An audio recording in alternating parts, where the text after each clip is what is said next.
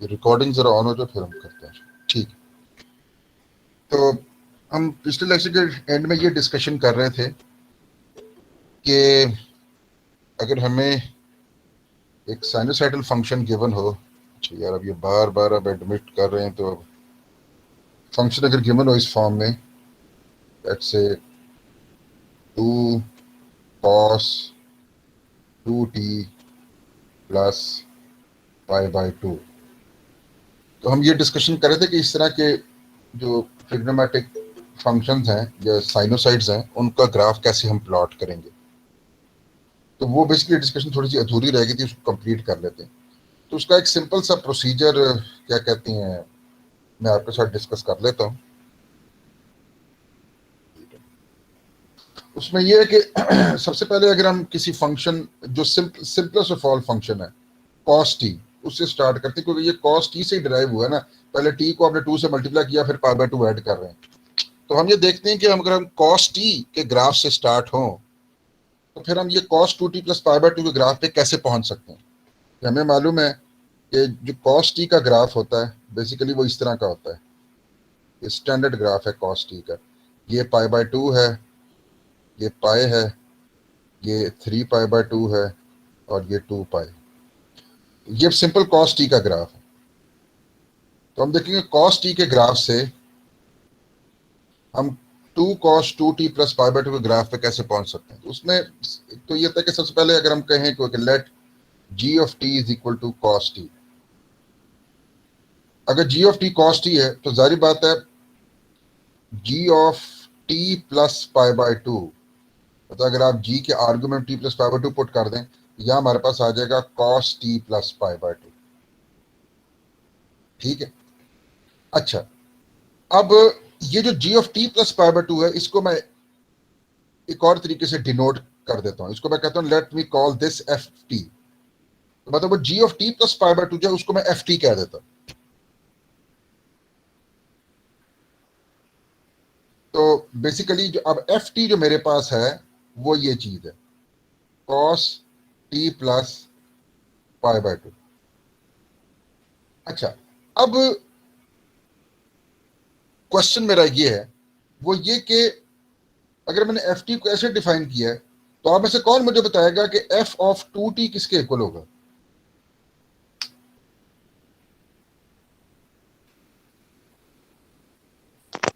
Sir cos 2t plus pi π/2।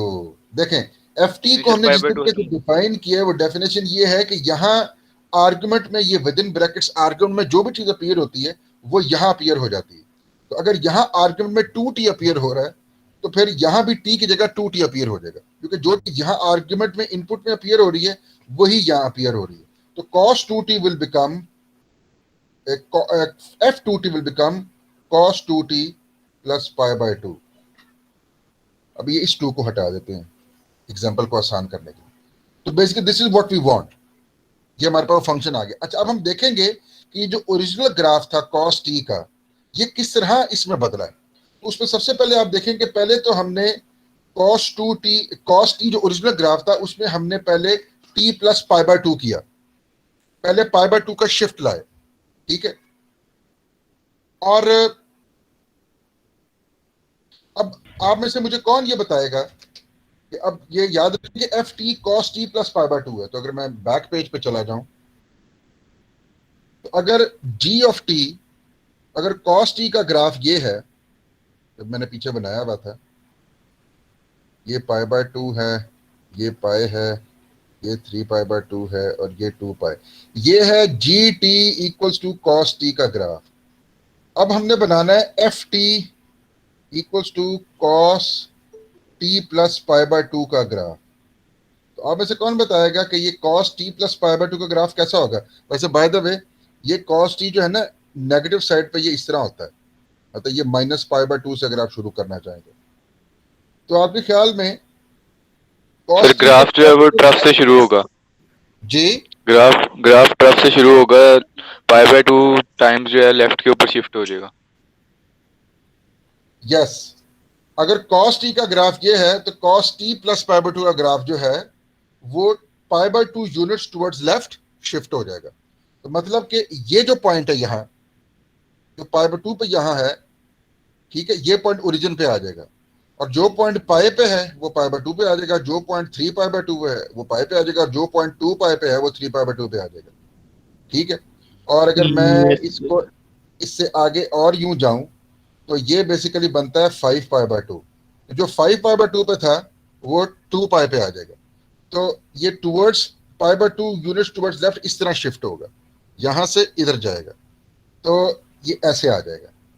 अगर मैं सिर्फ 0 से 2 पाई के दरमियान में इसको प्लॉट करना चाहूँ, अब ये हमारा पाई बाय 2 का पॉइंट है, ये पाई का पॉइंट है, ये 3 पाई बाय 2 का पॉइंट है। wait a minute, अगर हम pi by 2 units towards left गए हैं, लेट्स सी, तो या सर ऐसे ही है, pi by 3 2 pi by origin 2, होगा। 3 पाई बाय 2 जो है वो हमारा अभी ये था ना, तो अगर हम pi by 2 units towards left जाएंगे तो should go, wait a minute, sir आप पाई बाय 2 को ओरिजिन पे या ले लेना। ठीक है, 3 पाई बाय 2 यही है, और ये हमारा 2 पाई हो जाएगा, या सही हो गया। एक्सक्यूज मी सर, जी जी। सर एक कंफ्यूजन थी कि अगर ये जैसे ऊपर आपने भी लिखा हुआ है F T is equal to cos T plus pi by 2, अगर एफ हम्म, टू टी जैसे आपने पिछले बोर्ड पे मेंशन किया था कि एफ टू टी है, तो टू को हम पूरे आर्ग्यूमेंट के साथ मल्टीप्लाई करेंगे नहीं टी प्लस पाई बाय 2 के नहीं, साथ या नो, खाली टी के साथ? नहीं, पूरे आर्गुमेंट से नहीं करेंगे। उसकी वजह यह है कि एफ टी की डेफिनेशन में यह है कि यहां जो चीज आर्गुमेंट में अपीयर हो रही है इधर एफ के आर्गुमेंट में, वो यहां अपीयर हो रही है, वही चीज पाई बाय 2 में ऐड हो रही है। आप ये देख लो ना, जो यहां अपीयर हो रहा है, यहां टी अपीयर हो रहा है ना, वो जो एफ के आर्गुमेंट में जो भी चीज आ रही है वो इधर अपीयर हो रही है। इससे तो आप एग्री कर रहे हैं ना बाय डेफिनेशन, यहां इनपुट में जो चीज इधर अपीयर हो रही है वो इधर अपीयर हो रही है, वो पाई बाय 2 के साथ ऐड हो रही है। तो ठीक एफ है। Of 2t cos of 2 times T plus pi by 2 तो नहीं होगा ना यार। ठीक है। डेफिनेशन देखो ना, अगर ये होता, अगर डेफिनेशन ये होती, ये देखो यही तो पॉइंट है मेरा। अगर डेफिनेशन ये होती जी के F of T is equal to cos of,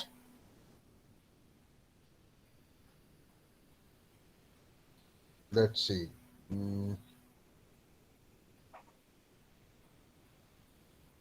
T plus pi by 2t,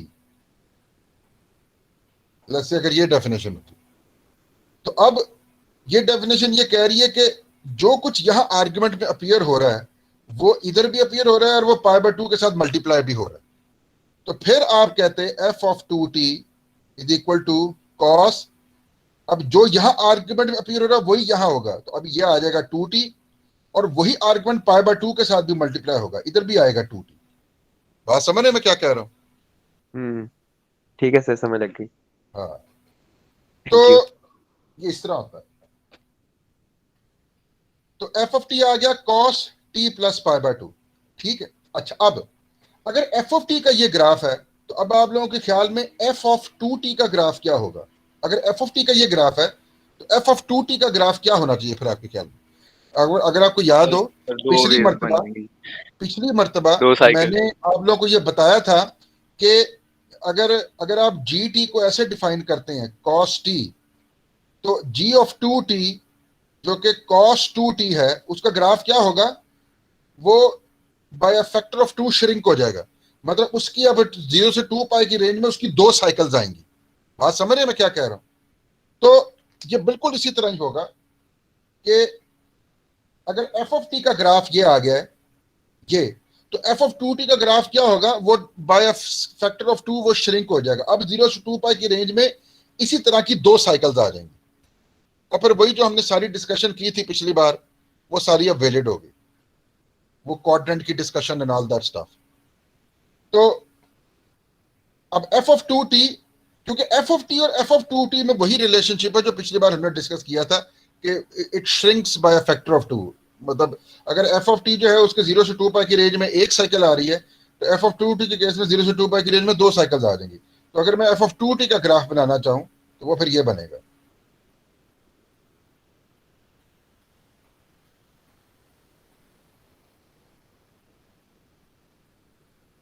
पहले बना लेते हैं। देखें ना, ये पाई बाय 2 पाई बाय 4 कर लो, पाई बाय 2, फिर 3 पाई बाय 4, फिर पाई, फिर 5 pi by 4, 6 pi by 4, 7 pi by 4 और ये 2 पाई।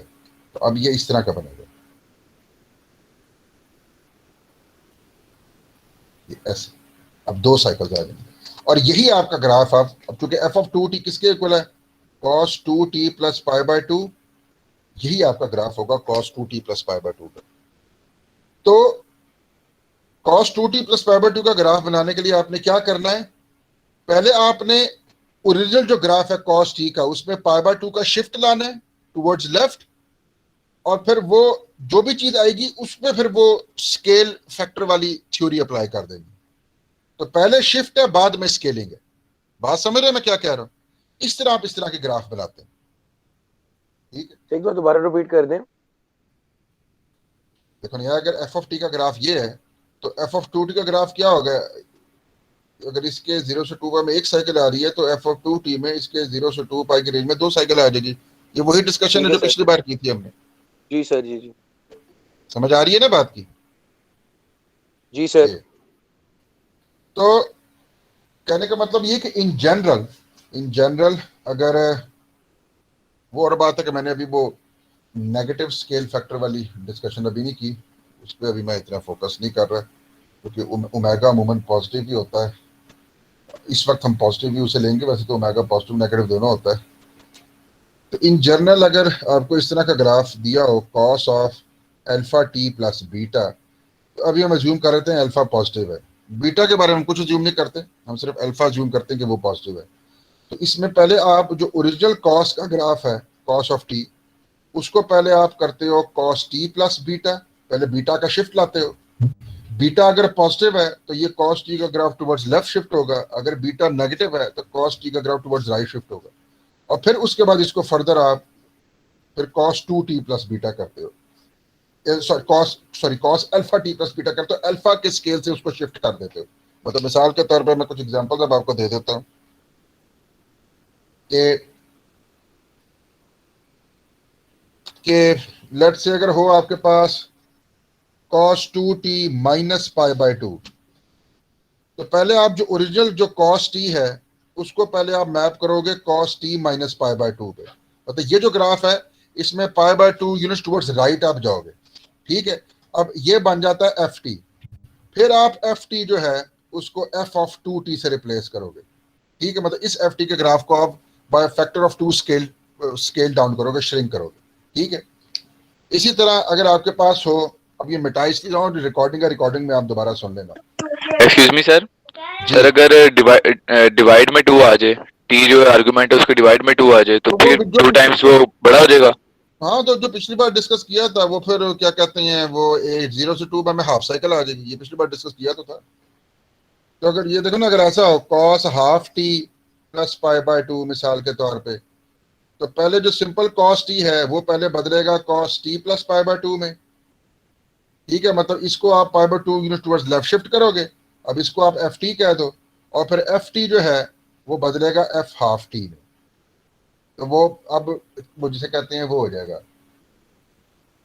पिछले केस में वो श्रिंक हो रहा था, अब वो एक्सपैंड हो जाएगा। अब 0 से 2 पाई में इसकी सिर्फ हाफ साइकिल आएगी। समझ आ रही है बात की? यस सर, आ रही है। हाँ, तो ये बस थोड़ा सा, मैं इसकी वजह से और बड़ी डिटेल्स हैं, मैं ज़ाहिर बात है मैं ट्रिग्नोमेट्री की क्लास नहीं ले रहा, इसमें बड़ी आगे सटल चीज़ें हैं, लेकिन जो जिसकी अभी आपको ज़रूरत है बेसिकली मैं सिर्फ वही बता रहा हूँ।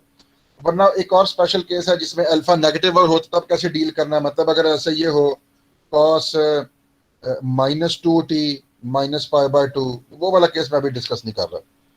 मेन आइडिया मैंने आपको दे दिया है, वैसे आप खुद भी अब बाद में देख सकते हैं। मैं जो मेन टॉपिक है हमारा उस पर मैं आ रहा हूँ। अच्छा जी, तो अब ये जो साइनोसाइड्स हैं इनकी हमने जो डिस्कशन सारी की हैं बेसिकली, उसकी पीछे रीजन बेसिकली ये है। अच्छा, अब इसमें ये है कि वो कुछ ट्रिग्नोमेट्रिक आइडेंटिटीज हैं, वो आप ये बुक में पढ़ लेना जो रिक्वायर्ड होती हैं, वो मैं उनमें मुझे जाने की जरूरत नहीं है। वो double angle formula, summation formula, cos a plus B is equal to cos a cos b minus sin a sin b, cos a minus b cos a cos b plus sin a sin b, फिर cos 2a के formula, cos sin 2a के फार्मूले, ये जो है ये अब आप लोग देख लें, ये पुरानी वो स्टैंडर्ड टेक्नोमेट्री है, इसकी डिटेल में मैं नहीं जा रहा। ओके, अच्छा अब हम वो डिस्कशन करते हैं कि ये अब हमने ये साइनोसाइड्स को डिस्कस क्यों किया है। बेसिकली इसमें बेसिकली ये है कि इससे पहले हमने जितने भी एनालिसिस किए वो थे डीसी एनालिसिस। ठीक है, डीसी एनालिसिस का मतलब ये है कि हमारा जो वोल्टेज सोर्स या जो करंट सोर्स होती थी उसकी value with the passage of time वो वेरी नहीं करती थी। ये दोनों सोर्सेज कांस्टेंट होती थी, मतलब वोल्टेज सोर्स वीटी भी कांस्टेंट होती थी और करंट सोर्स आईटी जो है वो भी कांस्टेंट होती थी। लेकिन इस चैप्टर के अंदर हमने वोल्टेज या करंट सोर्सेज जो डिस्कस करनी है बेसिकली वो साइनोसाइडल फंक्शंस ऑफ टाइम होंगे। मतलब हमारा जो वीटी होगा, वीटी या आईटी दोनों में से कोई भी एक ले लो, वो इस फॉर्म में होगा some constant A cos omega T plus theta.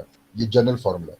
और अमूमन ये जो ओमेगा है ना, ये पॉजिटिव नंबर होगा। ये याद, अगर आपको याद हो पिछले बार हमने डिस्कस किया, इसको हम एंगुलर फ्रीक्वेंसी कहते हैं, इसके यूनिट्स रेडियंस पर सेकंड होते हैं। तो ये अमूमन वैसे अब जब हायर क्लासेस में जाओगे, जब आप वो पढ़ोगे सिग्नल सिस्टम में फोरियर एनालिसिस, तो वहाँ ओमेगा की नेगेटिव वैल्यू का भी कॉन्सेप्ट आएगा। लेकिन अभी फॉर द टाइमिंग अभी आप ये जूम कर लो कि ओमेगा पॉजिटिव है, ठीक है, वरना आगे जाके हायर क्लासेस में ओमेगा नेगेटिव भी हो जाएगा 12।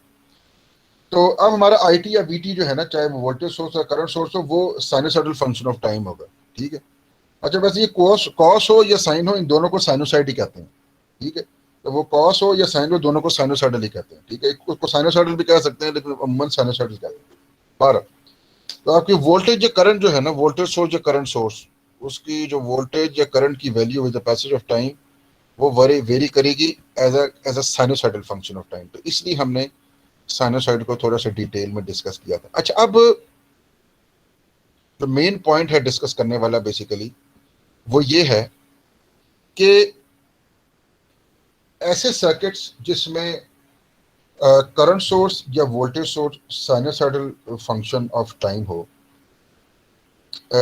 ऐसे सर्किट्स में आप किसी भी सर्किट एलिमेंट के अक्रॉस वोल्टेज या उसके थ्रू करंट अगर आप एनालाइज कर रहे हैं, तो एक बड़ा सा कॉम्प्लिकेटेड सर्किट सा गिवन हो और उस सर्किट में जो वोल्टेज या करंट सोर्सेज हैं वो साइनोसाइड्स हो।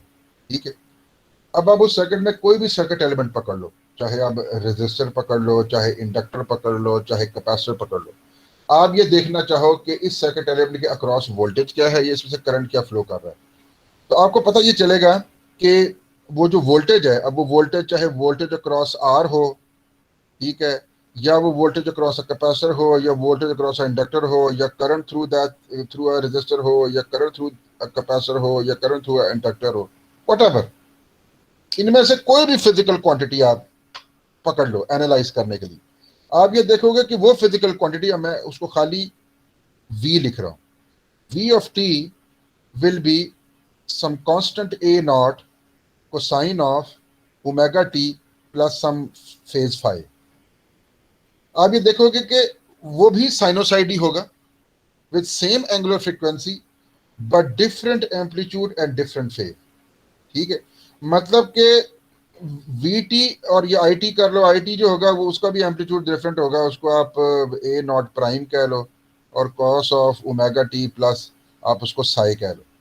तो आप ये देखोगे कि वो जो सर्किट एलिमेंट के क्रॉस जो वोल्टेज है और उसमें जो करंट फ्लो कर रहा है वो भी साइनोसाइड होगा with same angular frequency as the voltage या current source but different amplitude and different phase. सिर्फ एम्पलीट्यूड और फेज डिफरेंट होगा, ओमेगा सब के केस में सेम होगी। चाहे किसी भी सर्किट एलिमेंट को पकड़ लो आप, उसके अक्रॉस वोल्टेज या उसमें से जो करंट फ्लो कर रहा है वो अगर आप देखो तो वो भी साइनोसाइड होगा with same angular frequency as the angular frequency of the sources, voltage या करंट सोर्स। फर्क किस चीज का होगा? सिर्फ एम्पलीट्यूड और फाई का और फेज का फर्क होगा। वोल्टेज सोर्स का अपना एम्पलीट्यूड और फेज होगा, सॉरी वोल्टेज का अपना एम्पलीट्यूड और फेज होगा, करंट का अपना एम्पलीट्यूड और फेज होगा।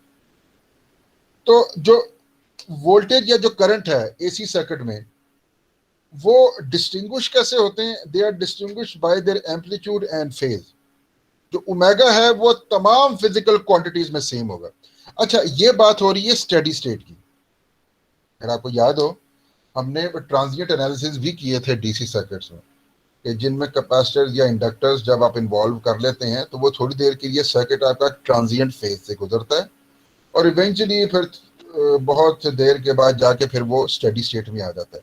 तो ये जो मैं जो भी डिस्कशन कर रहा हूँ बेसिकली ये स्टेडी स्टेट डिस्कशन है, इसलिए इस चैप्टर का नाम है एसी स्टेडी स्टेट एनालिसिस। हम ये जूम कर रहे हैं कि जब आपने अपने सर्किट के अंदर कैपेसिटर्स या इंडक्टर्स इंट्रोड्यूस करवाए तो वो आपका एसी सर्किट एक ट्रांजिएंट फेज से गुजरा और ट्रांजिएंट फेज से गुजरने के बाद वो एक स्टेडी स्टेट हालत में आ गया।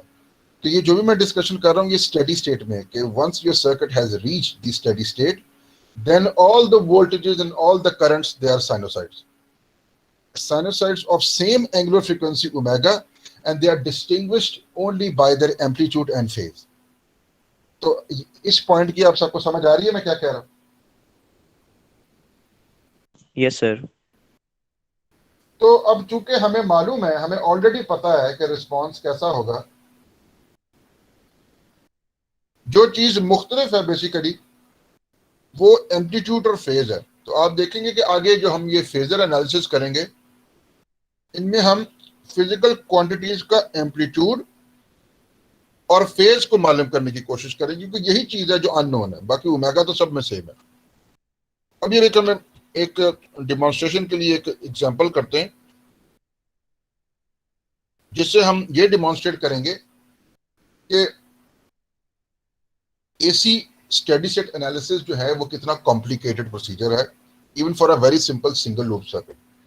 और फिर उसके बाद फिर हम ये अप्रिशिएट करेंगे कि जो फेजर एनालिसिस टेक्निक है वो किस तरह एसी सर्किट के एनालिसिस को सिंप्लीफाई कर दे।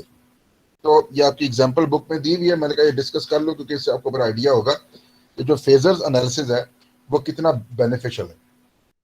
तो एक सिंपल सा सर्किट गिवन है, वो है plus minus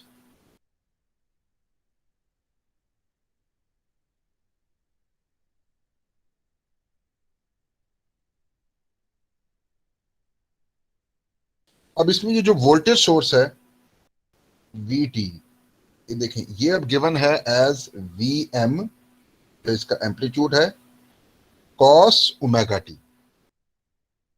now it's a sinusoid. अच्छा, ये ऐसा साइनोसाइड है जिसका एम्पलीट्यूड VM है, जिसका फेज जो है थीटा वो जीरो है।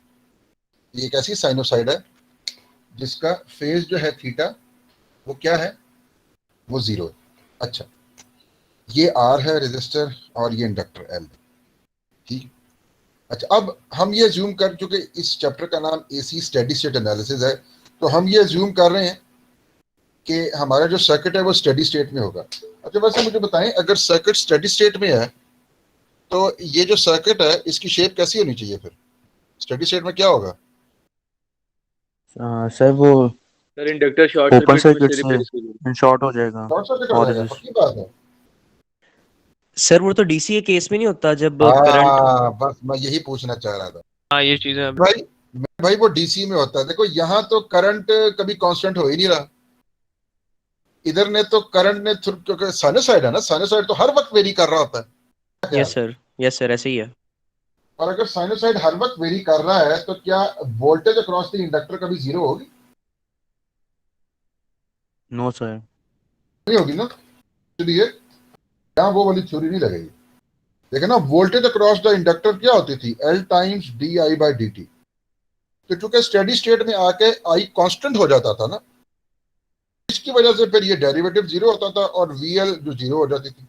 फिर इसलिए हम कहते थे कि इंडक्टर जो है it is behaving like a short circuit. यहां तो स्टेडी स्टेट में करंट होगा, अभी हमने कहा है, तो साइनोसाइड ही होगा, having its own amplitude IM and having its own phase phi. Current तो कांस्टेंट होना ही नहीं है, जब करंट कांस्टेंट नहीं होगा तो ये डेरिवेटिव भी जीरो नहीं होगा। ये अब वो वाली थ्योरी अप्लाई नहीं होगी। Inductor not behave like a short circuit even in steady state. समझ आ रही है बात की? Yes sir. तो लेकिन चलें, ये वाली थ्योरी तो अप्लाई नहीं होती, लेकिन मुझे बताएं कि क्या KVL और KCL अप्लाई होंगे इस सर्किट के ऊपर?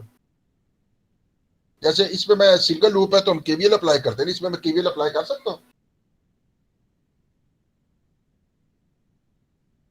डू यू से? Perhaps. maybe sir. जी Perhaps, sir. जी पर हैप्स Maybe. मुझे बिल्कुल सही क्लियर आंसर दें।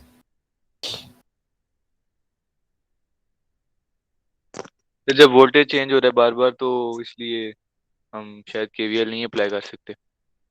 सर अगर हमने वोल्टेज की तो वैल्यू मैंने कभी आपको ये कहा था कि केवीएल अप्लाई करने के लिए ये जरूरी है कि वोल्टेज कांस्टेंट हो?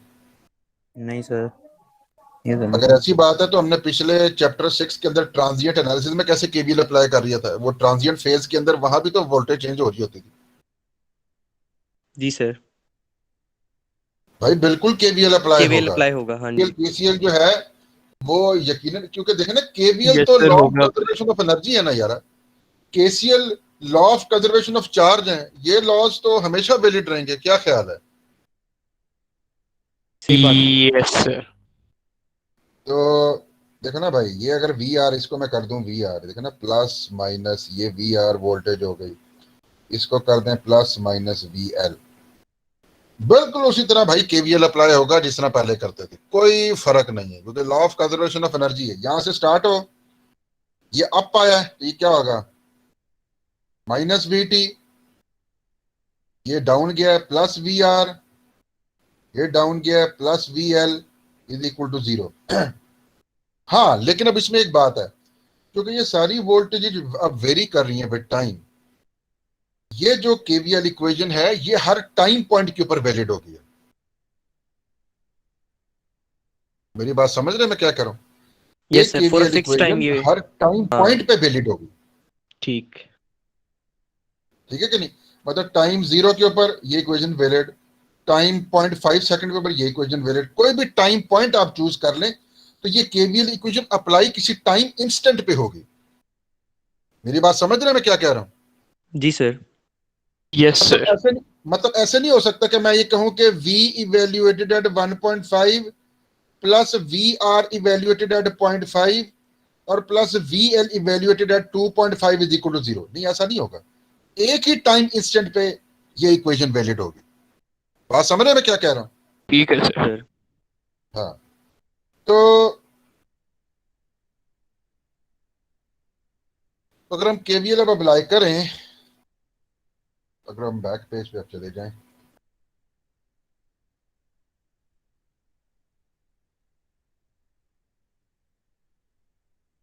मेरे ख्याल किसी ने रिक्वेस्ट की है ज्वाइन करने के लिए।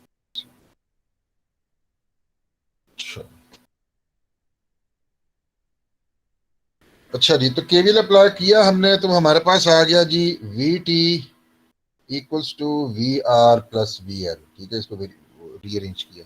अब वी टी की जगह हम पुट कर सकते हैं V M cos omega T is equal to, अब वो जो करंट की जो डायरेक्शन थी वो ओहम्स लॉ लगाया, वो सारी वो जो बक जो मैं पहले कराता रहा हूँ आपको, तो ये आ जाएगा आई टी इंटू आर और प्लस ये आ जाएगा L D I by D. पैसे अनकन्वेंशनली मैंने यूज कर ली है, डी आई बाई डी। अच्छा अब ये देखें, मैंने भी थोड़ी देर पहले आपको बताया था कि हमें ये ऑलरेडी पता है कि करंट जो है उसकी स्टेडी स्टेट में फॉर्म क्या होगी। We know current should be in this form, I T is equal to some amplitude A cos of omega t plus phi. We know current should be in this form. The only unknowns are the amplitude A and the phase. अब हमने ये assume करते हुए कि current इस form में है, हमने अब ये A और phi निकालना है। तो ये A और phi करंट, इस एक्सप्रेशन को अगर हम यहाँ दोबारा इधर इस इक्वेशन में सब्स्टिट्यूट करते हैं, तो सब्स्टिट्यूट अगर हम करें तो ये हमारे पास क्या आ जाएगा, ये आ जाएगा जी V M cos omega T plus ये आ जाएगा जी A cos omega T plus five into R plus L derivative of this whole thing A cos omega T plus five with respect to time. ठीक है, हम ऊपर वाला part मिटा देता हूँ, नीचे जगह नहीं है। तो अब हम इनके डेरिवेटिव्स लेते हैं, तो ये सॉरी ये इक्वल था, तो ये हो जाएगा जी V M cos omega T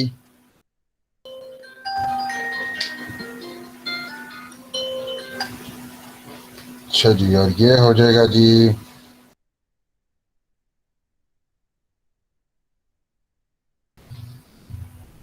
A cos, पहले डेरिवेटिव ले लेते हैं, omega T plus 5 into R और प्लस एल। अब ए cos, वो ए तो कांस्टेंट है ना, वो तो डेरिवेटिव से बाहर आ जाएगा, L A.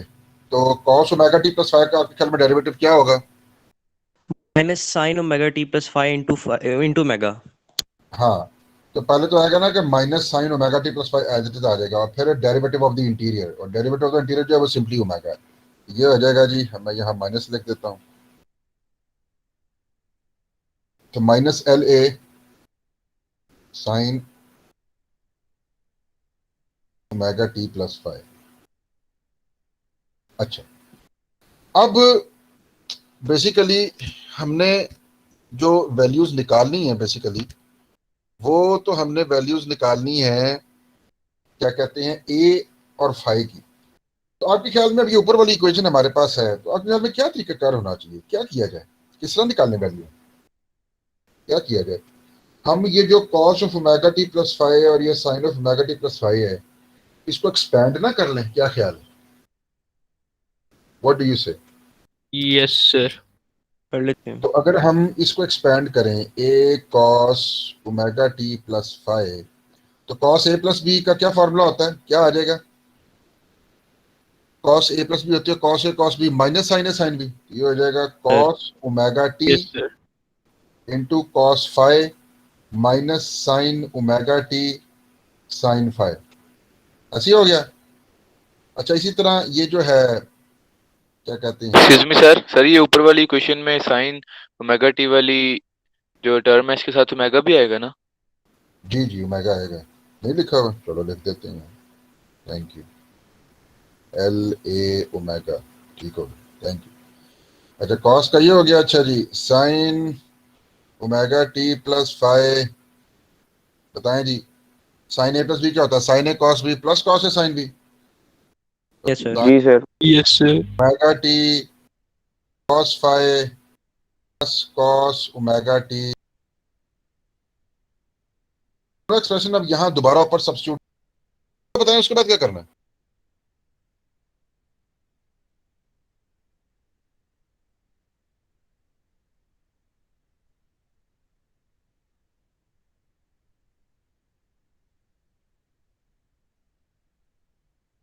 Sir omega common ले लेंगे सारों में से और फिर वो कट जाएगा दूसरा। ना, सारा मैंने लिख लिया, अभी रिकॉर्डिंग का हिस्सा है। अगेन करें ये एक्सप्रेशन, यहाँ साइड पे V M cos omega T है, मैं है जी आपका A R cos T 5 omega T, ये हो गया, माइनस एल ए ओमेगा, क्या जी, ओमेगा टी 5 कॉस ओमेगा, हो गया, हो गया। अब कॉस जी ओमेगा सर। टी और साइन ओमेगा टी की जो टर्म्स है उनको इकट्ठा कर लेते हैं, क्या ख्याल है? कॉस ओमेगा टी और साइन ओमेगा टी की जो टर्म्स है उनको हम क्या करते हैं, इकट्ठा कर लेते हैं। तो पहले ये ब्रैकेट को हम खोल लेते हैं ना पहले, तो फर्स्ट ऑफ ऑल, तो ये अगर मैं ए आर इसके साथ भी मल्टीप्लाई हो रहा है, ए आर इसके साथ भी मल्टीप्लाई होगा, तो थोड़ा नीचे करके लिख लेते हैं। अब इनको एक ही बार अगर लिखे हैं, ऊपर लिख लेते हैं, ये V M cos omega T, ये तो एज इट इज है ही, तो इसको हम ऐसे कर लेते हैं, V M cos omega T, ये था, इज इक्वल टू, हम इधर कर लेते हैं A R cos 5 cos omega T, ठीक है जी, और minus A R sine 5 sine omega T, ठीक हो गया। और इसको अगर करें एक्सपैंड, ये आ जाएगा minus L A omega cos phi sine omega T, और minus L A omega sine phi minus L A omega sine phi cos omega T. ठीक है जी। अब ये बेसिकली एग्जांपल कराई इसलिए जा रही है ताकि आपको बताया जा सके कि एक सिंपल सिंगल लूप सर्किट को करने के लिए भी क्या कुछ करना पड़ रहा है। तो अब ओमेगा टी वाली ये और ये टर्म है, साइन ओमेगा टी वाली ये टर्म, इनको इकट्ठा कर लेते हैं। तो ये बेसिकली अब बन जाएगा, और कोएफिशिएंट्स को इकट्ठा कर लें, ये बन जाएगा जी A R cos phi minus L A omega sine phi, ये पूरा एक बन गया कॉस ओमेगा टी, और साइन ओमेगा टी के टर्म्स को इकट्ठा करें तो वो जी बन जाएगा, क्या बनेगा, माइनस बाहर निकाल लेते हैं, L A omega cos phi plus A R sine phi, और ब्रैकेट में बाहर साइन ओमेगा टी। ठीक है। अच्छा, अब राइट साइड पे ये है, लेफ्ट साइड पे ये है, राइट साइड पे ये है और लेफ्ट साइड पे ये है। तो चूंकि अब लेफ्ट साइड पे कोई साइन ओमेगा टी वाली टर्म ऐसा तो नहीं है ना बेसिकली, अगर आप गौर करें लेफ्ट साइड पे हमारे पास कोई साइन ओमेगा टी वाली टर्म नहीं है, लेकिन राइट साइड पे है। तो इसका मतलब है कि राइट साइड पे जो साइन ओमेगा टी वाली टर्म है उसका कोफिशिएंट 0 होना चाहिए, और जो कॉस ओमेगा टी वाली टर्म है उसका कोफिशिएंट वीएम होना चाहिए, क्योंकि जाहिर बात है ये, क्योंकि ये right hand side left hand side they are equal for all values of time, क्योंकि ये केवीएल से आई है। तो इफ यू वांट कि ये they should be equal for all values of time, ये आइडेंटिकल हैं, they should be equal for all values of time, तो फिर राइट पे जो कॉस ओमेगा टी का कोफिशिएंट है that should be equal to the coefficient on the left, और जो राइट पे जो साइन ओमेगा टी का कोफिशिएंट है that should be equal to the coefficient on the right. लेकिन चूंकि लेफ्ट पे साइन ओमेगा टी की कोई टर्म नहीं है तो ये पूरा का पूरा कोफिशिएंट 0 होना चाहिए। Yes sir. ठीक है ना बात, क्या ख्याल है, ऐसी होगा ना? हाँ। तो अब इन कोफिशिएंट्स को इक्वेट करें, अगर हम इसको हम कह देते हैं कि this is equal to VM, ये जो ए आर कॉस फाइ और माइनस एल इसको हम वीएम कह देते हैं, और इस पूरे को हम 0 कहेंगे, ऊपर वाला वीएम और नीचे वाला 0। तो लेट्स सी,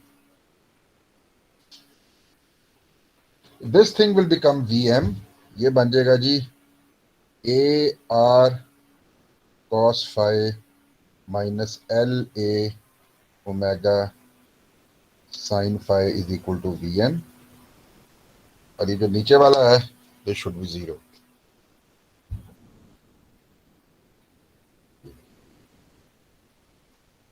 ये नीचे वाला ये पूरा को ये 0 होना चाहिए, तो वो 0 है तो ये माइनस तो छोड़ देना फिर। तो L A omega cos phi, और क्या कहते हैं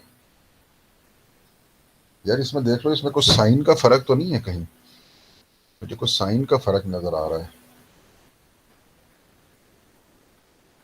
there is certainly a difference of sign, कहीं ना कहीं साइन का फर्क आया है। ये जरा वेरीफाई करें, यहां प्लस आना चाहिए कि नहीं इस वाले के अंदर।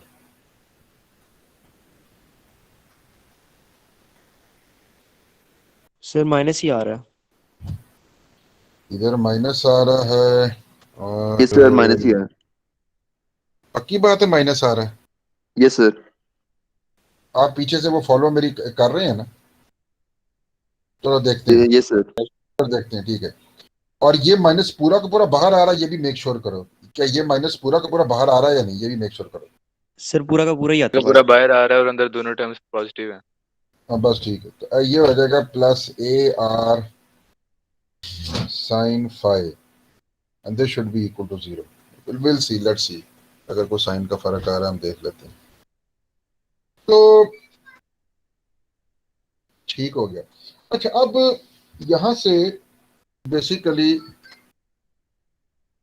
अगर जो एक्चुअल एक्सप्रेशन है, क्या कहती हैं, आई का, आई ऑफ टी का, उस पर अगर हम गौर करें, ये देखें, आई ऑफ टी हमने कहा था it was equal to A cos omega T plus 5।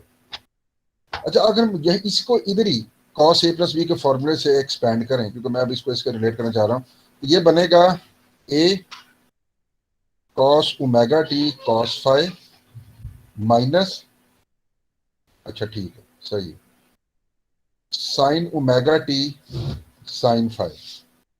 ऐसे ही हो गया ना। तो ये बेसिकली बन जाएगा ए कॉस 5 कॉस ओमेगा टी और minus A sine 5 sine omega T. तो इसको हम डायरेक्ट लिख लेते हैं। तो मैं ए को अगर मैं लिखना चाहूं तो मैं कहूंगा this will be A cos 5 cos omega T minus A sine 5 sine omega T. ऐसी होगी बात। अच्छा, अगर हम ए कॉस 5 डायरेक्टली निकाल लें और ए साइन 5 डायरेक्टली निकाल लें तो हमारे पास आई टी का एक्सप्रेशन आ जाएगा। इससे आप एग्री करते हैं? You agree with this? A cos 5 directly निकला है और ए साइन 5 डायरेक्टली निकला है, तो we are done. Do you agree with this? Yes sir. तो ये हो गया। अब ऊपर वाली इक्वेशंस को देखें, ये ऊपर वाली को देखें, ये बेसिकली ये है A cos 5 into R minus L omega A sine 5 equals to V M, और ये है एल ओमेगा ए कॉस 5 और plus R times A sine 5 is equal to 0। इसको अगर आप A1 कह दें, इसको अगर आप A2 कह दें, A1 और A2, तो ये टू इक्वेशन से टू अननोन नहीं आ जाएंगी? क्या ख्याल है? आ जाएंगे सर। आ जाएंगी ना। Two equations in two unknown, तो two equations in two unknown है, उनको सॉल्व कर लें। तो बेसिकली ये बन गया ना A1R minus L omega A2 VM और L omega A1 plus R A2 is equal to 0। तो बार मैं आपको डायरेक्टली बता देता हूँ, वो किताब में दिया तो हुआ है आपको, मैं तो सिर्फ समझा रहा था। तो व्हेन यू सॉल्व दिस, तो फाइनली जो आपके पास आंसर आएगा, बेसिकली लेट मी सी, हमने अगर A1 A2 के टर्म्स में IT क्या बना था? IT बना था it was A1 cos omega T और minus A2 sin omega T.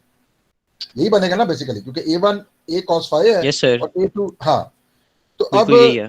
हाँ, तो अब A1 की वैल्यू आपके पास आती है R V M over R square plus omega square L square, और A2 की वैल्यू आपके पास आएगी minus omega L V M over R square plus omega square L square. ये आपके पास A1 A2 की वैल्यूज आएंगी। ये आप यहाँ प्लग इन करेंगे तो आपके पास आंसर आ जाएगा। प्लग इन A1 ये और A2 विद माइनस साइन, या यहाँ प्लग इन करेंगे तो आपके पास IT का फाइनल एक्सप्रेशन आ जाएगा। और let me right it down. तो what you get eventually is this R VM over R square plus omega square L square cos omega t और plus omega L VM over R square plus omega square L square sin omega। This is what you have। अच्छा, अब आप ये देखो कि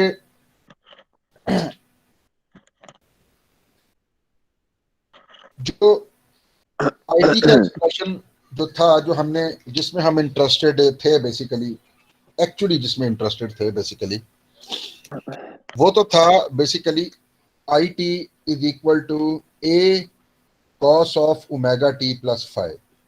लेकिन चूंकि हमारे पास अब बेसिकली वो A1 A2 आ गए हैं, A1 हमारे पास आ गया है A cos 5 और A sin 5, ठीक है कि नहीं?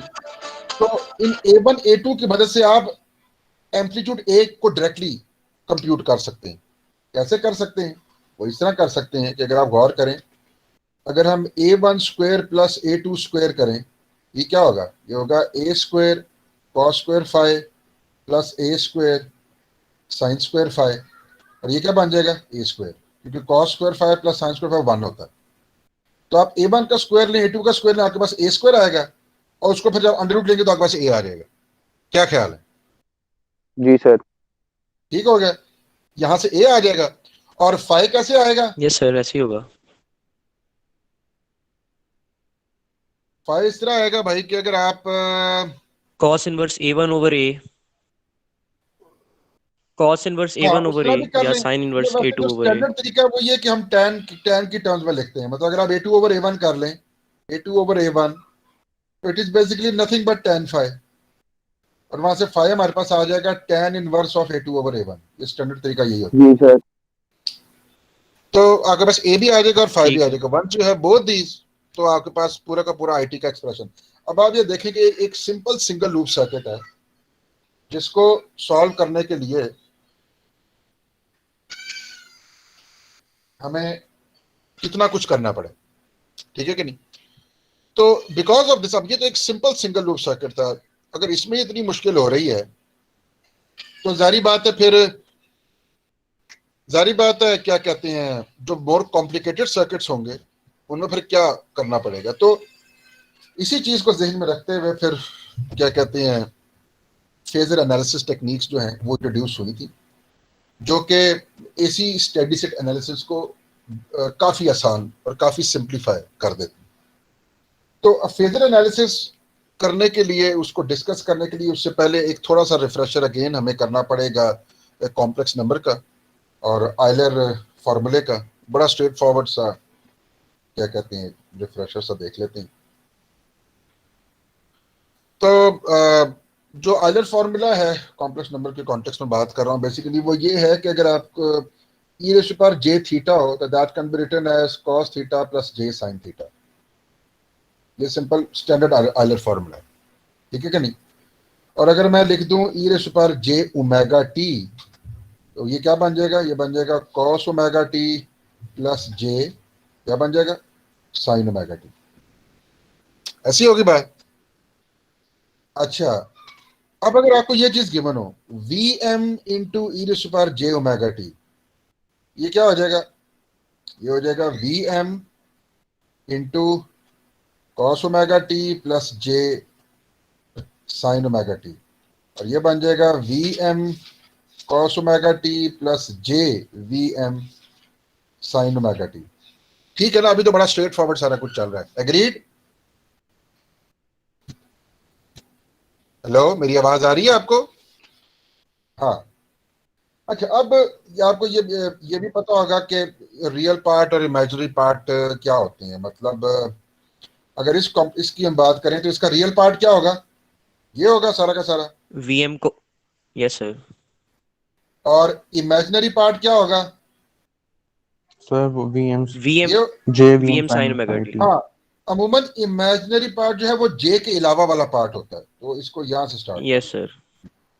ठीक है, वो जे के अलावा जो भी हो, नेगेटिव हो या पॉजिटिव, मतलब अगर मैं कहूं 4 माइनस j3, तो इसका इमेजिनरी पार्ट क्या है? -3।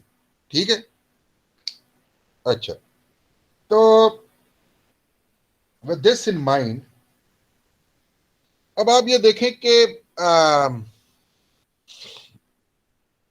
अब हमें एक थोड़ी इमेजिनेशन थोड़ी अगर आपको जरा ब्रॉड करनी पड़ेगी। अब फेजर एनालिसिस में हम करते ये हैं कि अभी तो पहले मैंने आपको वो बताया था ना कि जी वोल्टेज सोर्स VT है, वो क्या है? वो है जी Vm cos ओमेगा t। ये बताया था ना आपको पिछले वो जो सर्किट डिस्कस किया था। Yes sir. अब अगर आप थोड़ी देर के लिए एक थोड़ी जिसे कहते हैं इमेजिनेटिव वर्ल्ड में चले जाएं, और मैं अगर आपको कहूं कि let instead of applying this voltage source, let me apply in my imaginative world, let me apply this voltage source. Vt is equal to Vm e raised to power j omega t। अच्छा, मैं ये क्यों कह रहा हूं कि let me go into an imaginative world? ये मैं क्यों कह रहा हूं? इसमें क्या मसला है? कॉम्प्लेक्स आयोटा जो आ गया। जाहिर है क्या यार, क्योंकि एक्चुअल रियल सिचुएशन में कोई कॉम्प्लेक्स फंक्शन तो मैं अप्लाई नहीं कर सकता ना यार। क्या ख्याल है? Yes sir, yes sir. Voltage source जो होगी रियल सर्किट में, वो हमेशा एक रियल फंक्शन ऑफ टाइम होगा ना, कॉम्प्लेक्स फंक्शन ऑफ टाइम तो नहीं हो सकता। क्या ख्याल है? जी सर, ऐसे ही है।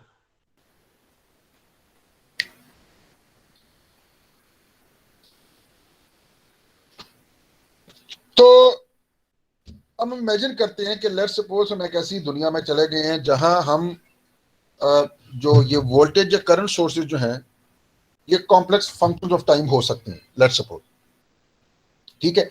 जो बाकी प्रॉपर्टीज हैं सर्किट की वो सारी वही रहेंगी, सिर्फ हमें छूट ये मिली है कि वी कैन एक्चुअली, जिसे कहते हैं सप्लाई या अप्लाई अ कॉम्प्लेक्स वोल्टेज और करंट सोर्स। बाकी जितने भी वो प्रॉपर्टीज हैं केवीएल केसीएल और वो सारा कुछ वो सब वही रहेगा, सुपरपोजिशन वो सब प्रॉपर्टीज वही रहेंगी, सिर्फ हमें छूट ये मिली है कि हम ये केवीएल ये कॉम्प्लेक्स फंक्शन यूज कर सकते हैं for voltage and current source.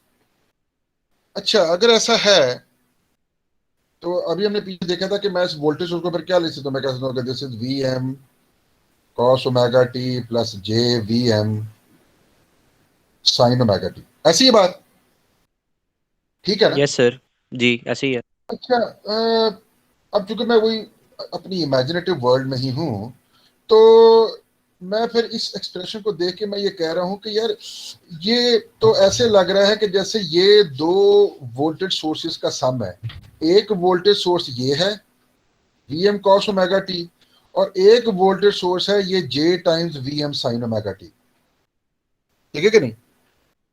तो अगर मैं ये इस तरह की दो वोल्टेज सोर्सेज अप्लाई कर रहा हूं तो मेरे पास जो कोरिस्पॉन्डिंग करंट का एक्सप्रेशन आएगा वो भी बेसिकली इसी तरह एक समेशन की फॉर्म में होगा। करंट के एक्सप्रेशन में एक टर्म इस सोर्स की वजह से होगी और एक टर्म इस सोर्स की वजह से होगी ड्यू टू सुपरपोजिशन प्रॉपर्टी। याद है आपने सुपरपोजिशन प्रॉपर्टी पढ़ी थी? लेट्स सपोज दो वोल्टेज सोर्सेज हैं, एक ये है, तो पहले आप सिर्फ इस एक वोल्टेज सोर्स को सर्किट में रख के करंट का एक्सप्रेशन निकालते हो, फिर इसको फारिग करके सिर्फ इस सोर्स को रख के तो करंट का एक्सप्रेशन निकालते हो, और फिर वो जो दोनों जो एक्सप्रेशन आते हैं उनको एड अप कर देते हो। यही था ना सुपरपोजिशन? जी सर, यही था। हाँ, तो हम फिर ये अज्यूम करते हैं कि इस वोल्टेज सोर्स की वजह से जो करंट का एक्सप्रेशन है और जो इस वोल्टेज सोर्स की वजह से जो करंट का एक्सप्रेशन है वो हम लेके उनको एड अप कर देंगे। तो अब मैं जरा ऊपर जरा ड्रॉ कर लूं, तो हमारी जो वोल्टेज सोर्स है वी टी वो है जी V M cos omega T plus J sine omega T. तो मैं अब एक्सपेक्ट कर रहा हूं कि जो आई टी होगा वो भी क्या होगा, वो होगा I M cos omega T plus five और plus J I M sine omega T plus five, क्योंकि जैसी सोर्स वैसा ही करंट। ये कॉस है तो जैसे कॉस आ गया, ये साइन है तो साइन आ गया, ठीक होगी बात? ओमेगा वही रहेगा, सिर्फ फेज का फर्क पड़ा है। बात समझ रहे हैं मैं क्या कह रहा हूं? जी सर। अच्छा, लेकिन अब इसको हम सर अब ऊपर वाली ये में साइन expression के है साथ वीएम लगा दें। जी, क्या चीज? सर वो जे साइन ओमेगा टी के साथ वीएम नहीं आएगा ऊपर वीटी में? अच्छा यार, आएगा। अब इस तरह की छोटी मोटी गलतियां खुद ही देख लिया करो ना यार, तो ऑब्वियस सी बात है, कॉमन सेंसिकल है, ये नहीं आएगा डेफिनेटली। ठीक हो गया? अच्छा अच्छा, लेकिन अब ये जो चीज है इसको तो हम ऐसे भी देख सकते हैं, I M e raise to power J omega T और प्लस फाइव आइदर फॉर्म में। क्या ख्याल है? यस सर, देख सकते। You can write it like this. तो फिर मतलब के बॉटम लाइन क्या है, समरी क्या है कि आपने वोल्टेज सोर्स अप्लाई की अपनी इमेजिनेटिव वर्ल्ड में V M e raise to power J omega T, और आपको करंट क्या मिला, I M e raise to power J omega T plus pi. Complex voltage source apply किए तो करंट भी कॉम्प्लेक्स आ गया। लेकिन अब कमाल इंटरेस्टिंग बात क्या है, इंटरेस्टिंग बात यह है कि जो आपने रियल सर्किट में जो एक्चुअल वोल्टेज सोर्स अप्लाई की हुई थी, रियल सर्किट में जो एक्चुअल वोल्टेज सोर्स आपने अप्लाई की हुई थी वो था रियल पार्ट ऑफ दिस, और अगर आप गौर करें उसके रिस्पांस में एक्चुअल सर्किट में जो करंट आ रहा है वो है रियल पार्ट वो of real this. Part. Yes sir.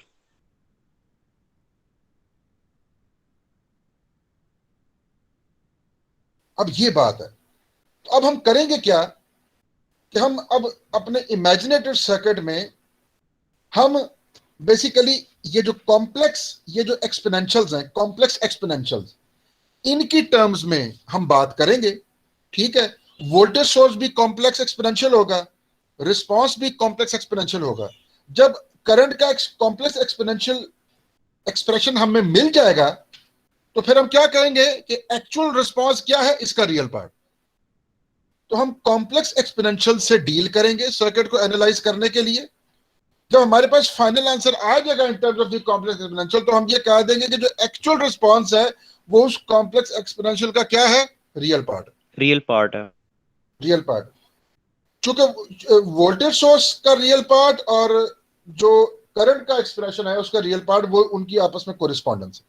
बात समझ रहे हैं मैं क्या कह रहा हूं। लेकिन जब हम कॉम्प्लेक्स एक्सपोनेंशियल से डील करेंगे तो आप ये देखेंगे कि आपके एनालिसिस बड़े सिंपलर हो जाएंगे। वो अभी हम देखते हैं आगे।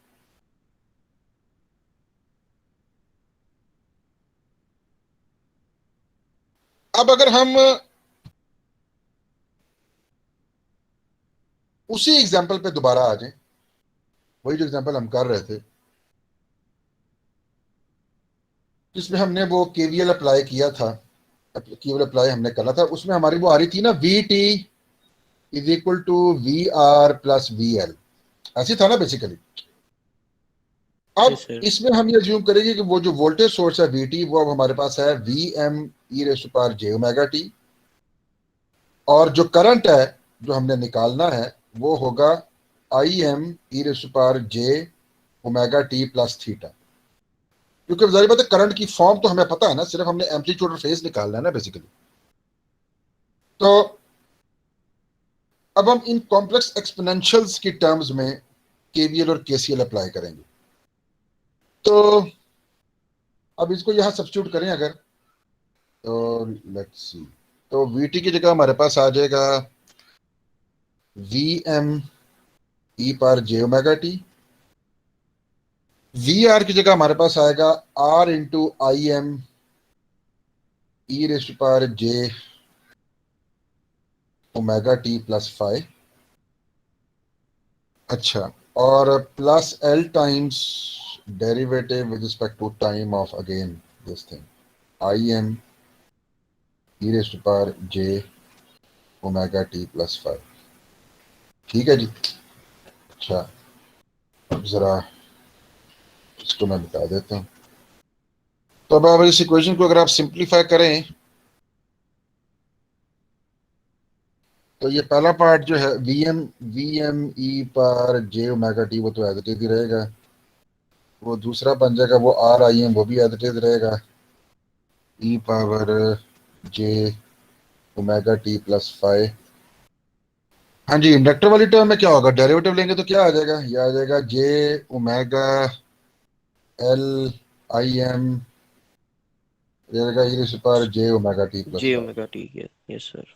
उस एक्सपोनेंशियल का डेरिवेटिव तो आपको पता है ना, कॉम्प्लेक्स एक्सपोनेंशियल का Yes, डेरिवेटिव sir. आपको पता है ना कैसे लेना है।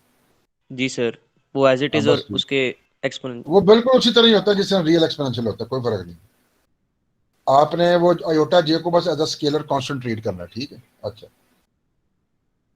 तो अच्छा अब आप इसमें देखें, अब इसमें होता ये है कि जब आप कॉम्प्लेक्स एक्सपोनेंशियल्स में डील कर रहे होते हैं ना, और जब आप केवीएल या केसीएल अप्लाई करते हैं, तो जो जो कमाल बात है वो ये कि, और ये हमेशा ऐसे ही होगा कि ये जो e raise to power J omega t वाली टर्म है ना, ये थ्रू आउट डिवाइड हो जाती है पूरी इक्वेशन से। अभी आगे जाके जब आप देखेंगे, ये सिर्फ इसमें नहीं हो रहा, जब भी आप कॉम्प्लेक्स एक्सपोनेंशियल्स की टर्म्स में केवीएल केसीएल अप्लाई करके इक्वेशन बनाएंगे तो पूरी इक्वेशन में से e raise to power J omega t eliminate हो जाएगा, क्योंकि वो कॉमन टर्म है सब में। तो अगर आप इसमें देखें, यहाँ ई पावर जे ओमेगा टी है, इधर भी अगर आप इसको ब्रेक डाउन कर सकते हैं ना, ई पावर जे omega T into e power 5, और इसको भी आप कह सकते हैं ई पावर जे omega T into e power 5, ऐसे कर सकते हैं ना बेसिकली, ई पावर जे ई 5। Power J 5। Yes sir. अब वही यार ई पावर जे 5, और फिर आप ई पावर जे ओमेगा टी को थ्रू आउट डिवाइड कर दें तो ये क्या बन जाएगा, आप ये देखिए, ये बन जाएगा V M equals to R I M E power J 5 plus J omega L I M E power J 5। ऐसी होगी बात, ठीक है ना।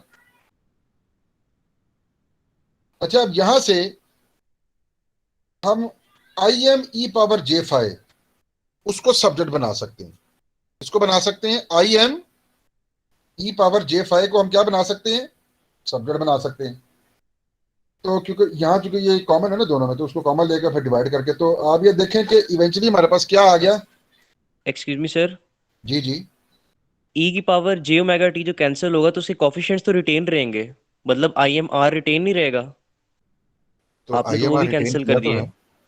नहीं, सर तो total I M R written तो, किया तो है। तो टोटल 4 टर्म्स होनी चाहिए हमारे, V M is equal to आगे 4 टर्म्स होनी चाहिए। कहाँ 4 टर्म्स होनी चाहिए? सर आप एक दफा जरा वो वी एम का खाली एक्सप्रेशन लिख दें। वी एम, खाली वी एम? वी एम का जी, अच्छा, ई की पावर जे ओमेगा टी कैंसिल करके। V M equals to R I M E power J five plus J omega L I M E power J five. तो इसमें 2 terms ठीक आएंगी, है 4 कहाँ ठीक है से आ गए? ठीक है नहीं सर, सॉरी मिस्टेक हुई मेरे से। वो एक्सपोनेंशियल में जब पावर्स ऐड होती हैं तो हाँ एक्सपोनेंशियल जी, तो मल्टीप्लाई हो रहे होते हैं। मल्टीप्लाई होगा, मैंने ऐड कर दिया, ठीक है। हाँ, वो आप ऐड नहीं करते, ठीक। हाँ जी सही है, अच्छा, माय तो बैड। यहाँ फिर आप I M E power J five को सॉल्व बना लें। तो I M E power J five को भाई जब आप सब्जेक्ट बनाएंगे तो ये आ जाएगा V M over R plus जे ओमेगा एल, ठीक है। अच्छा, और अब आप इसको बड़े आराम से क्या कहते हैं एक्सपोनेंशियल फॉर्म में लिख सकते हैं। कैसे भला? अगर आपको इस तरह का कॉम्प्लेक्स नंबर दिया हो तो उसकी आयलर फॉर्म कैसे बनाई जा सकती है? आप में से कौन बताएगा आयलर फॉर्म कैसे बनाएंगे इसकी? रैशनलाइजेशन। ई, बिल्कुल सही है। आर माइनस जे ओमेगा एल से मल्टीप्लाई डिवाइड कर दें। तो यस सर। आर माइनस जे ओमेगा एल से भाई मल्टीप्लाई और डिवाइड कर दें, तो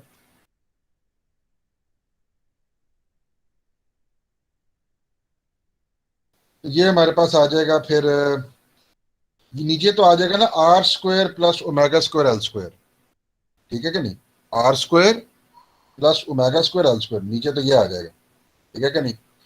और क्या कहते हैं, लेट मी सी, और ऊपर हमारे पास वो आ जाएगा। तो अब अगर इसको अगर हम वो क्या कहते हैं वो अलग अलग करके लिखें, क्योंकि वो फिर वी एम इस पूरे न्यूमरेटर से मल्टीप्लाई भी तो होगा ना, तो आप इसको अलग अलग करके लिखने लगा हूं ताकि वो रियल और इमेजिनरी पार्ट अलग अलग हो जाए। ये बन जाएगा V M R over R square plus omega square L square, एक चीज, और minus J V M minus जे omega L V M over, ये वही सारा कुछ, R square plus omega square L square. ऐसी होगी ना बात? अच्छा, अब यस सर। जब A plus J B form में आ जाए, अब हम A plus J B form में आ गए, अब इसकी आयलर फॉर्म निकाल लेंगे। आयलर फॉर्म के लिए जो इसका जो वो होगा एम्पलीट्यूड होगा, वो होगा A square plus B square under root, ठीक यस है जी। सर। और और जो टेंजेंट होगा इनवर्स, फेज होगा फाइ, टेन फाइ, वो होगा बी ओवर वो A, B over A, yes sir, tangent ठीक इनवर्स हो बी गया। ओवर। तो इस आइडिया को यूज करें तो हमारे पास जो एम्पलीट्यूड आएगा वो डायरेक्ट मैं बता देता हूँ ना। एम्पलीट्यूड जो आएगा आई एम, या इस साइड को मैं डायरेक्ट लिख देता हूँ, अभी इसको अभी नहीं छेड़ते। ये जो ये साइड है आयलर फॉर्म में भाई ये आ जाएगी, अभी आप कर सकते हैं V M over under root R square plus omega square L square, और इधर आ जाएगा ई रेज़ पावर जे, ये बेसिकली आ रहा है minus tan inverse omega L over R. अब ये आप खुद ही फिगर आउट कर लेना, स्ट्रेट फॉरवर्ड कॉम्प्लेक्स नंबर है, ठीक है। This is equal to this I M E power J five. तो जारी बात है, अब आप लेफ्ट और राइट को इक्वेट करो क्योंकि आइडेंटिकल हैं। आई एम आ जाएगा ये और फाइव आ जाएगा ये, क्योंकि सेम होने चाहिए ना दोनों साइड पर। अब आप ये देख लो कि जब हमने जी सर। कॉम्प्लेक्स नंबर से डील किया, तो आप ये देख लो कि आई एम जो एम्पलीट्यूड है और फाइव कहीं बेहतर तरीके से हमारे पास मिल गए as compare to the previous drill जो हमने की थी। क्या ख्याल है? ज्यादा सिंप्लीफाइड हो गया ना काम, हुआ कि नहीं हुआ भाई, हुआ कि नहीं हुआ, क्या ख्याल है? यस सर, पहले से ये ज़्यादा स्ट्रेट फॉरवर्ड था। पहले ज्यादा स्ट्रेट फॉरवर्ड। अच्छा, अब एक और इंटरेस्टिंग चीज है, ऑल्दो उसकी डिटेल्स हम अगली क्लास में डिस्कस करेंगे, कल वाली क्लास में, कि जब ये ई पावर जे ओमेगा टी निकल जाता है ना इक्वेशन में से, ई पावर जे ओमेगा टी निकलने के बाद जो इक्वेशन आती है, जो वो ये थी ना, R I M E power J five और plus J omega L I M E power J five is equal to V M, और मैं इसके आगे लिखने लगा हूं ई पावर जे जीरो। अच्छा, वैसे बाय द वे ये हमने ये जो आई एम और फाइव के एक्सप्रेशन निकाल लिए थे, तो अब आप मुझे बताएंगे कि यहां से अब एक्चुअल करंट का एक्सप्रेशन कैसे आएगा?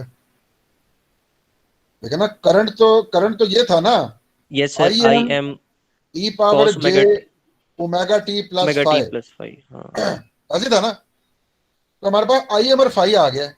अगर आई एम और फाइव आ गया तो इसका मतलब ये एक्सप्रेशन भी आ गया। क्या ख्याल है? Yes sir, omega T known है। क्योंकि ओमेगा तो नोन है, और फिर जब ये आ गया तो इसका रियल पार्ट क्या होगा? Actual response. ठीक है ना बात? जी सर। भाई देखो ना, इसका रियल पार्ट क्या है? Real part of I T क्या है भला? वो है आई M cos omega T plus cos 5। Omega T plus five. तो हमें जो चीज चाहिए थी वो तो आई एम और फाइव था ना बेसिकली। जब वो निकल आया तो डायरेक्ट ये आंसर निकाल दो बस। क्या ख्याल है? जी भाई सर, देखो, इस जो तरह ही चीज होगा। हमें अभी बिल्कुल। भी हमने निकालनी वही दो चीजें हैं, एम्पलीट्यूड और फेज। क्या ख्याल है? समझ आइए कि कंफ्यूजन है?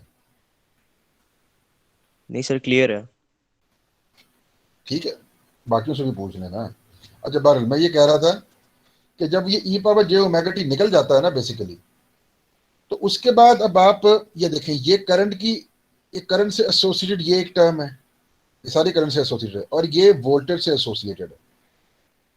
ठीक है, अभी हम कल इसको डिटेल में डिस्कस करेंगे। ये बेसिकली कहलाता है phasor of current. Phasor of current ये कहलाता है फेजर ऑफ वोल्टेज बेसिकली।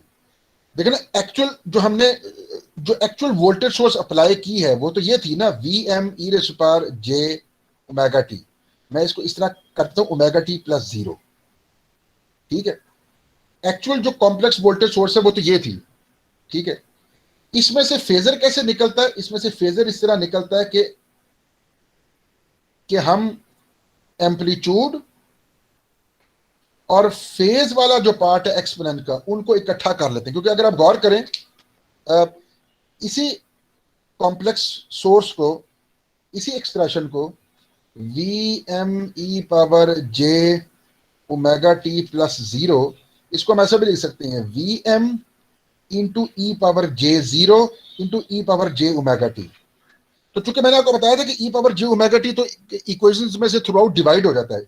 जो चीज बच जाती है वोल्टेजेस की या करंट्स की, वो बेसिकली ये होती है। बात समझ रहे मैं क्या कह रहा हूं? और इनको बोलते हैं फेजर्स।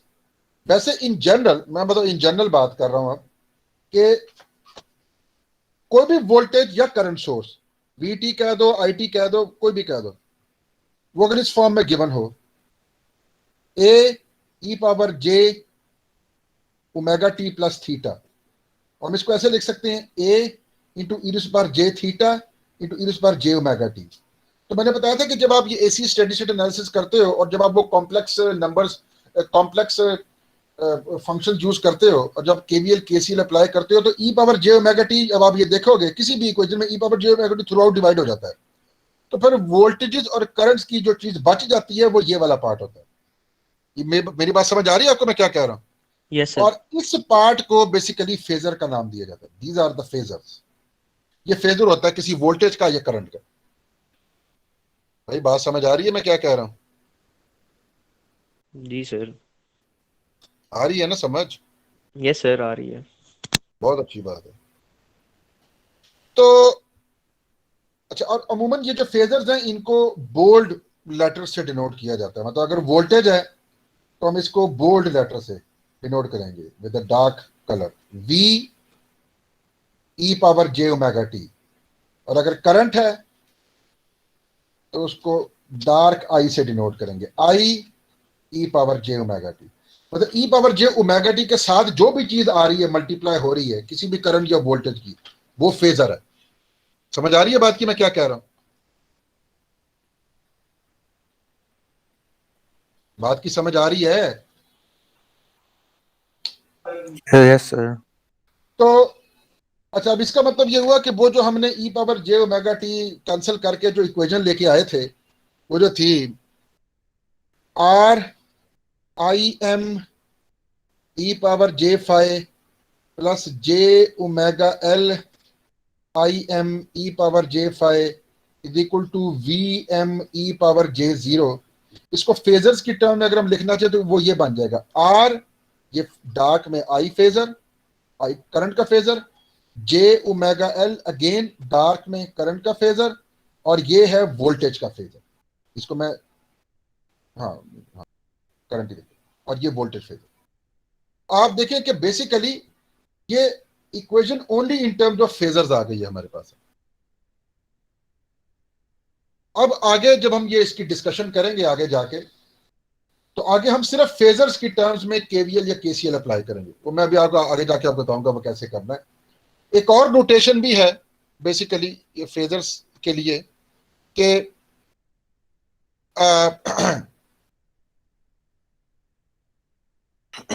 कि यही जो फेजर्स हैं जैसे ये डार्क वी, इनको एक नोटेशन ये भी है कि इनको हम ऐसे भी लिखते हैं वी एम, और आगे जो भी उसका एंगल है, जैसे इस केस में एंगल 0 है, और ये करंट फेजर जो है इसका होगा आई एम जो एम्पलीट्यूड है, और आगे 5। ये भी notation. And this is the same as V M E power j zero and I M. ये वी एम और ये आई एम ये लाइट में होंगे, ये बोल्ड में नहीं होंगे। And I M E power J five, ये सब नोटेशन है बेसिकली। बोल्ड में लिख लें या ये लिख लें, ये लिख लें, ये सब फेजर्स हैं। समझ आ रही है बात की मैं क्या कह रहा हूं? भाई बात की समझ आ रही है?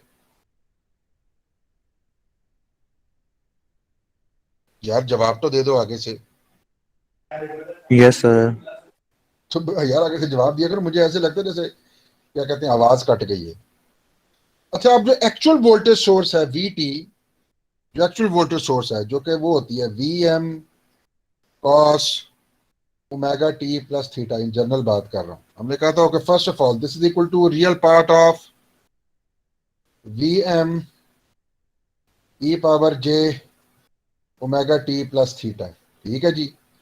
अब इसकी और मुख्तलिफ क्या नोटेशन हो सकती हैं? हमने कहा था okay this can also be written as real part of, पहले हम इसे लिखते हैं ना वी एम ई power j theta into e power जे ओमेगा टी। ठीक है।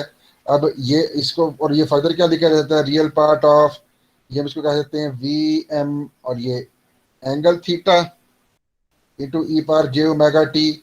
और ये चूंकि फेजर भी है तो इसको फर्दर ऐसे भी लिख सकते हैं, real part of bold V. Bold with bold V, V e power J omega T. ये सारी नोटेशंस आप यूज कर, ये सब इक्विवेलेंट है। सर अपना बोर्ड थोड़ा सा ऊपर करे हुए, नीचे वाली नजर नहीं आ रही। अब आ रही है? जी सर आ रहे हैं। हाँ, तो ये सब नोटेशंस है, ये सब इक्विवेलेंट है। समझ आ रही है बात की? एंड में ये फेजर की टर्म्स में लिखा गया है, ये रियल, ये बोल्ड वी, और ये फेजर जो है बेसिकली वो ये है basically, this is the phasor. अच्छा जी, तो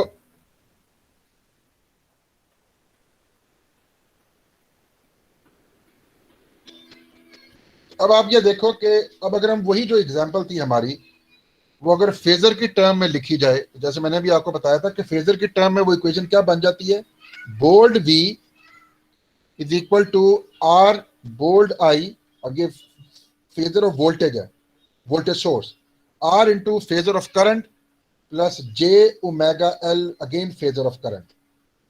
यहां से डायरेक्ट आप फेजर को सब्जेक्ट बना लें, फेजर को रीड कर लें। तो phasor of I will be phasor of the voltage source divided by r plus j omega l, and और ये फिर वो होगा वो जो हमने पीछे देखा था, जब ये light V M over under root R square plus omega square L square, और आ गई वो सारा ये ई रेस्ट पार क्या कहते हैं जे माइनस जे, और ये बन जाएगा वो tan inverse omega L over R. ये ठीक है। अब चूंकि फेजर जो है वो इसके इक्वल है, light I M angle phi which is the same as light I M E power j phi, तो वहां से फाई रीड हो जाए। अभी सिर्फ नोटेशन है आपको बता रहा हूं, समझ आ रही है बात की मैं क्या कह रहा हूं? यस भाई समझ आ गई ना कि फेजर क्या है? Yes sir. सर अभी तक तो आ तो गया। इंशाल्लाह अगली बार कल इंशाल्लाह अब हम एक्चुअली फेजर एनालिसिस के ऊपर जाएंगे, और उसमें क्या कहते हैं सबसे पहले हम 8.4 डिस्कस करेंगे। फेजर रिलेशनशिप जो है, जो हमारे 3 पैसिव सर्किट एलिमेंट्स हैं, रेजिस्टर, इंडक्टर और कैपेसिटर। क्योंकि इसमें आप देखें ये जो आर है ना,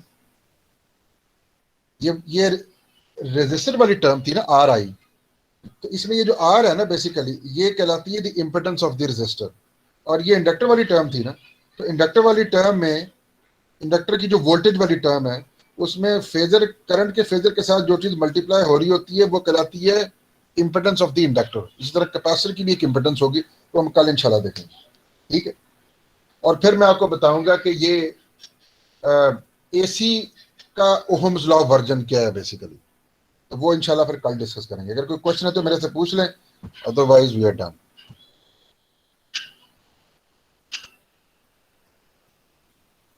एनी क्वेश्चन?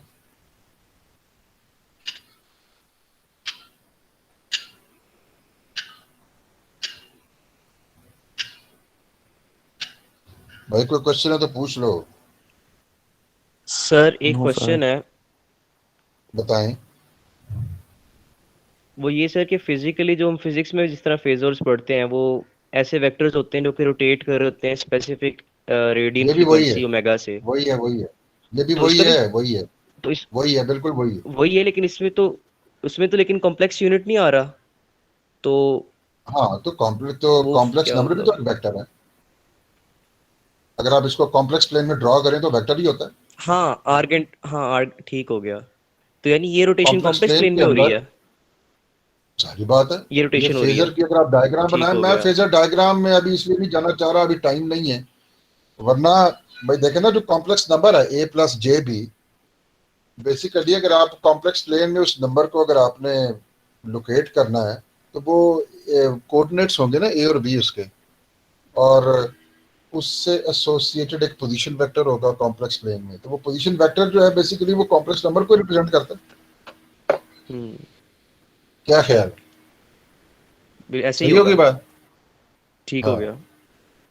हाँ, ये इसी तरह ही है। और ये जो ओमेगा जो है ना बेसिकली, ये ओमेगा आपको बताता है कि वो जो आपका जो वो है, जो पोजीशन वेक्टर है वो किस जिसे एंगुलर कहते फ्रिक्वेंसी हैं से रेट रोटेट कर से रहा है। उसका एंगल वेरी कर रहा है, क्योंकि ये रेडियंस पर बिल्कुल। सेकंड है ना ओमेगा बेसिकली, जी सर। ठीक है, आपका फेजर रोटेट कर रहा होता है, और ये जी। किस एंगुलर वेलोसिटी से इसने रोटेट करना है वो ओमेगा है बेसिकली, कि इसका एंगल पर हम्म। सेकंड कितना चेंज हो रहा है। समझ मेरी बात में क्या कह रहा हूँ? Yes sir, yes sir. लेकिन देखे ना जो दो पार्ट्स हैं, एक है जो मूवेबल पार्ट है, मूविंग वाला जो एस्पेक्ट है वो ई पावर जे ओमेगा टी रिप्रेजेंट करता है। हम्म। एक एस्पेक्ट है ये फेजर वाला पार्ट जो है, ये स्टैटिक वाला पार्ट है, तो हम वो जो स्टैटिक हम्म। वाला पार्ट है उस पर फोकस करते हैं। ठीक। समझ रहे हैं बात? जी सर। हाँ, सही लेकिन हो मैं गया। अब इसकी डिटेल में अभी नहीं जाना चाह रहा, टाइम नहीं है हमारे पास। उसकी जो फेजर है, एनी ये जो अदर उसके अंदर क्वेश्चन? जो इसके फेजर के अंदर जो थीटा है वो उसकी इनिशियल इंक्लिनेशन बताता है, और बाद में ओमेगा उसकी रोटेशन बताता है, ऐसे ही है कुछ। इसको में जरा एक मिनट वेट करें, जरा एक मिनट।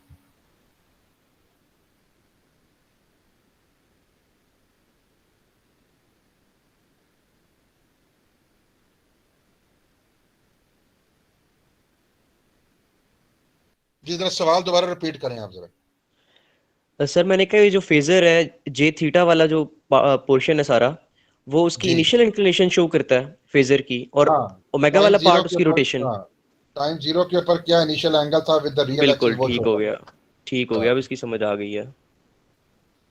इनिशियल एंगल जो ये चलो यार बता ही देते हैं अब क्या, ये है ना यार, ये देखो ना,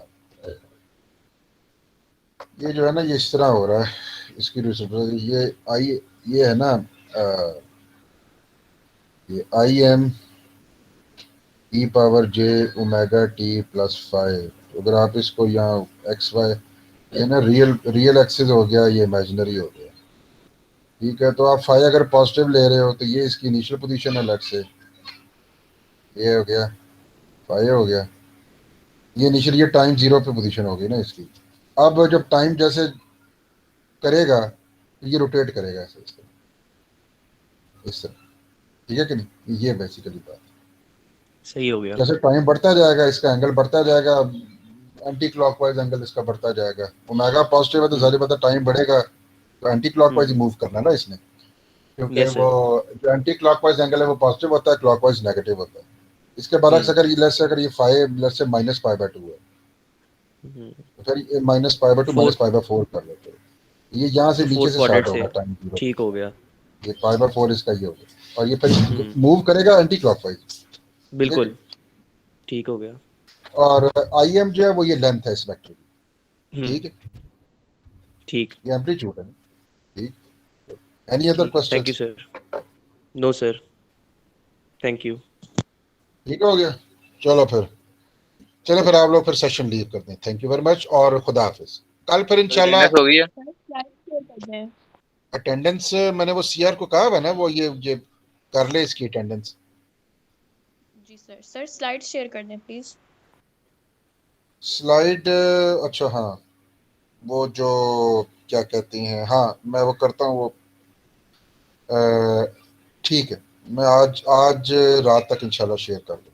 ठीक है, ओके, थैंक यू सर।